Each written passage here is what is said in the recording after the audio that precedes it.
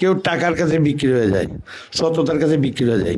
কিন্তু এই লোকটার যা যতটুকু দেখলাম এই 30 বছরে উনি কিন্তু বিক্রি হয়নি, হয়েছে।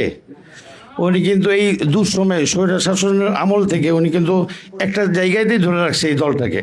অনেকে কিন্তু পালাই গেছে। আরে আপনি চোর হলে আপনি পালাবেন, আপনার যদি সৎ সাহস থাকে আপনি তো পালাবেন না, এটা স্বাভাবিক। বিগত সময়ে আমার বন্ধু বলেন সালমান শাহ, ওনাকে নিয়ে অনেক কিছু বলছে, অনেক কিছু হচ্ছে, তাই না? আমি তো 29 বছর পালাইনি, ওই বেটা আমি সৎ, বুঝতে পারছি। বগুড়াবাসী এটা মাথায় রাখতে হবে। আমি সৎ বিধে আমি পালাইনি। আমি যদি অসৎ হতাম তাহলে আগেই পালা যেতাম, রাইট কি রং? হ্যাঁ, সৎ একটা সাহস থাকবেই।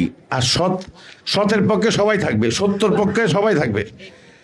আমার একটা ছোট্ট কথা ওনার কাছে পেশ করলাম, সেটা হচ্ছে সত্য সুন্দর সৃষ্টির পক্ষে বাসে থাকবে ইনশাল্লাহ।